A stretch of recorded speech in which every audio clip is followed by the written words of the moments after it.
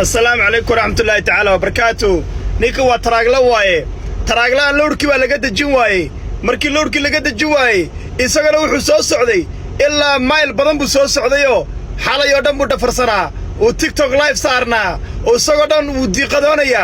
lowrkii laga ma dajinaya la dhahay